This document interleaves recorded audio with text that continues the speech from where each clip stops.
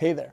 In this lesson, we're going to kind of expand on what you learned in the last lesson, which this was really basic, what you're doing. So now, and that works along good with this one, right? But now, what if the guitar player's going,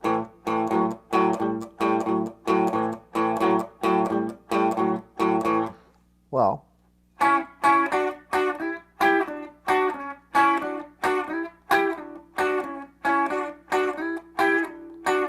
so this here, we've got this.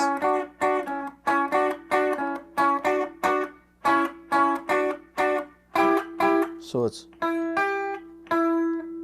those two,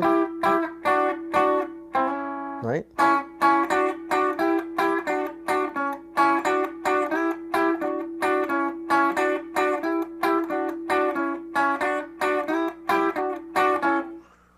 And if you take this, that brings you to the 4, back to the 1, right? So the, sorry.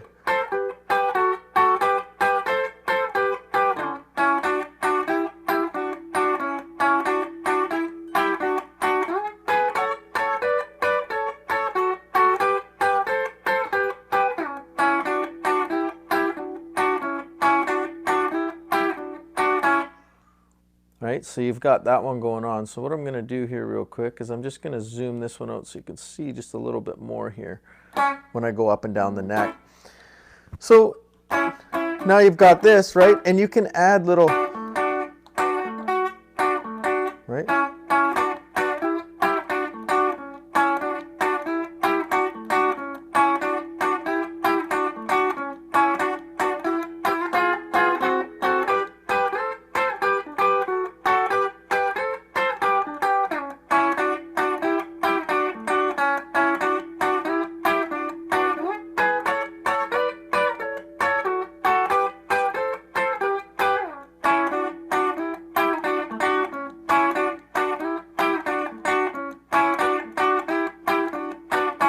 So you can kind of get an idea there that, sorry, whoops, going all crazy with the camera angles there.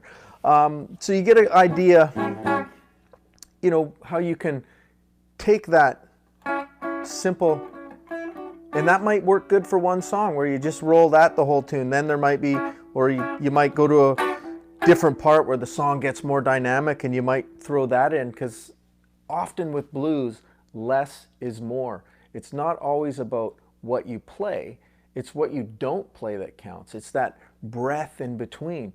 You know, you get a lot of the rock guys, they play, you know, 90 miles an hour, and then you get guys like BB that are like,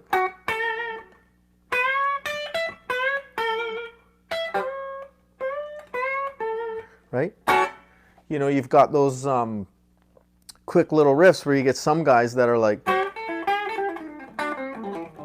you know, they're playing 100 notes, and that's cool to do. A guy like Stevie Ray Vaughan that we all know and love is great at that. He could play sweet and mellow and hang with some of those jazz guys and you know, the BB King style of really breathing between playing, but then he could always rock out. And he was kind of more known for the rock side, and a lot of guys that play like him have kind of shifted towards that fast style playing. So just remember that blues isn't always what you play, it's what you don't play. It's that breath in between. And that might make sense right now, it might not, but eventually it will. So, you know, with this one, you've got a couple different rhythm patterns in this register that are going to work in any key. Even if you go up to the key of E, you know, the fret is like a finger essentially, so your positioning kind of changes. You don't have to play it like this because you've got a nut there. That would be a waste of resources, so to speak. But if you're an F, you would have to do that unless you have one of these, which is a capo. And you'll see guys like Johnny Guitar Watson and Gatemouth Brown, they you know, play with a capo where they throw a capo on and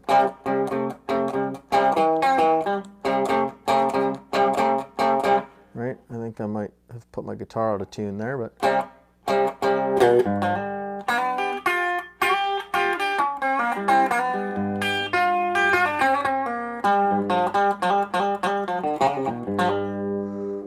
and you can do all that with you can do it without a capo, but you know, capo kind of, depending on your style and how you want to play it, it will make things sound different. And it's those slight variances that your ears will pick up. You know, this isn't the same as, they sound different, you know, so like, and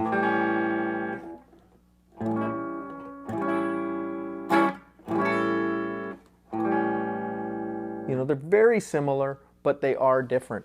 So those are a couple rhythm patterns that you can get into. Now, on the flip side of that, which we haven't gone over yet, would be so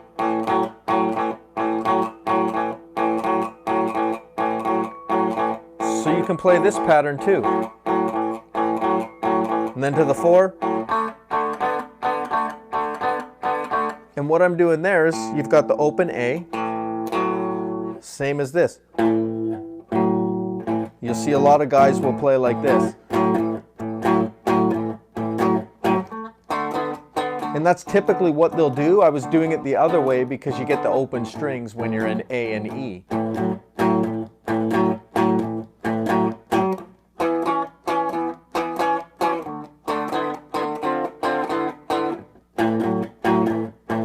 And that's a bit of a stretch, but if you're playing in this, you know, with this type of fingering, with the root note of the 1 on the low E string, as opposed to using the open strings, you know, when you go to G, same sort of thing, right? You get down to C.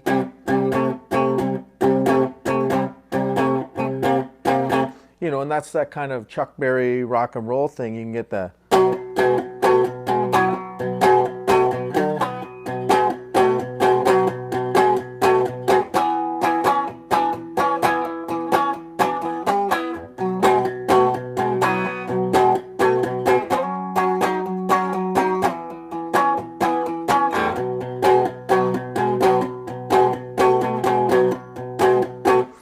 you know, so there's that pattern which works well when, if you're playing that on the guitar and we're jamming together, I'm going to do this.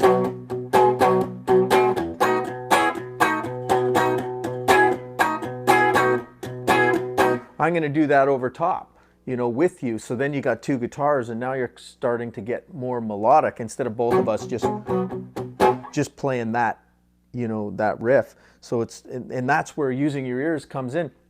So if you can be on stage and playing, sure, yeah, everybody just wants to do that. If there's no guitar player on stage, you know, have at her, do either one essentially. But if a guitar player's up there, especially if they're fronting the band, if they're the guy singing or they're the main guitar player for the singer, and you're just kind of sitting in with the band, then you're going to want to kind of step back, let them shine, and fill in, because what that does is then guys say, hey man, it was great, you played good rhythm, I want to play with you, like let's jam more, or are you in a band or whatever. And then the more you connect with people, the more you're going to play, the more you're going to take all these things that you're learning in this course and just be able to apply them, make more sense of them, and expand on them, and do other things at the end of the day. So you got that one, and now you kind of understand this thing. So with those 2, you can pretty much go play rhythm with any blues band.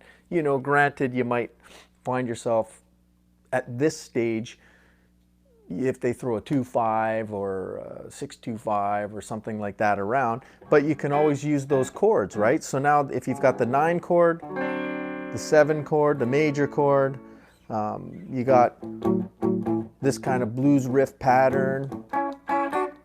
In this one, you've got some tools there that you can really develop your ears on, get comfortable playing those up and down the neck, and you're now building those foundations to getting out there and playing with other guys and playing on the fly and being able to develop your ear, as opposed to focusing on what are these chords and what scales are they part of. Like, I've built a career on not knowing any of that, because you will just understand things in your own way as you develop through.